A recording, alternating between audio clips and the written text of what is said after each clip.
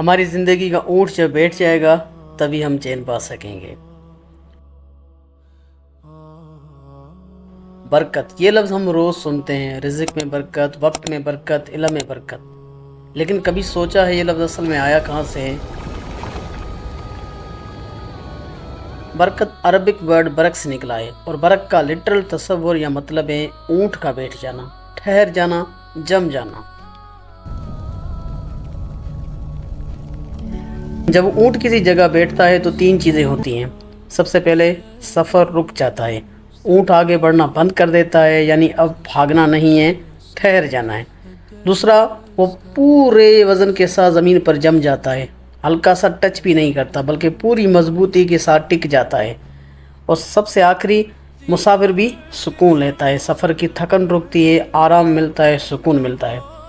عرب نے اس تصور کو نعمت کے لیے استعمال کیا۔ انہوں نے کہا کہ جب اللہ کسی چیز میں ایسی خیر ڈال دے جو ٹک جائے، جو جلدی ختم نہ ہو، جو دیر تک فائدہ دیتی رہے، تو اسے کہتے ہیں برکت۔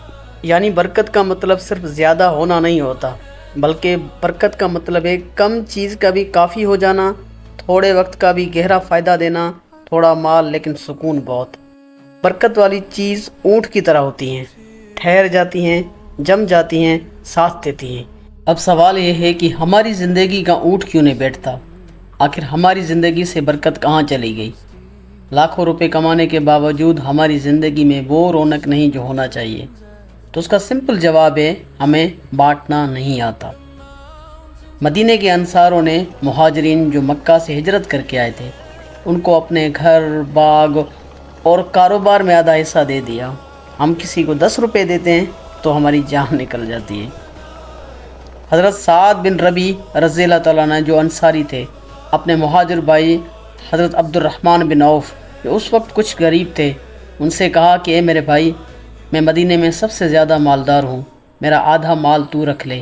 میری 2 بیویاں ہیں، جسے تم پسند کرو میں اسے طلاق دوں گا، عدت کے بعد تم اس سے نکاح کرنا، تم جو مانگو گے میں دینے کے لیے تیار ہوں۔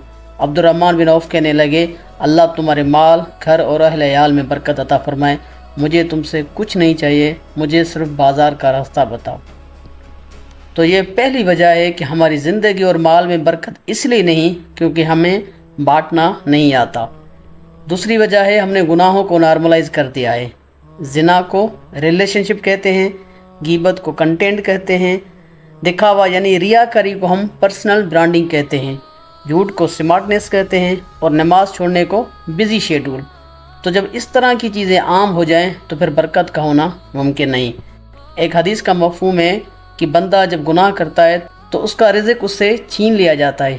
اب رزق صرف پیسہ نہیں ہے، برکت کا چلا جانا بھی رزق ہے۔ تیسری وجہ ہے اللہ سے دوری۔ اللہ فرماتے ہیں، جو میری یاد سے یعنی ذکر سے منہ موڑتا ہے تو ہم اس کی زندگی تنگ کر دیتے ہیں۔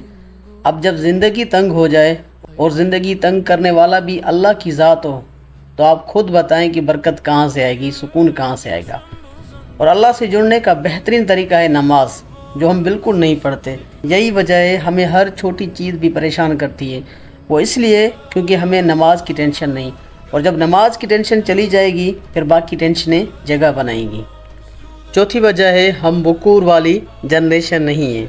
اللہ کے رسول صلی اللہ علیہ وسلم نے دعا فرمائی تھی کہ اے اللہ، میری امت کے لیے صبح کے وقت میں برکت رکھ دے۔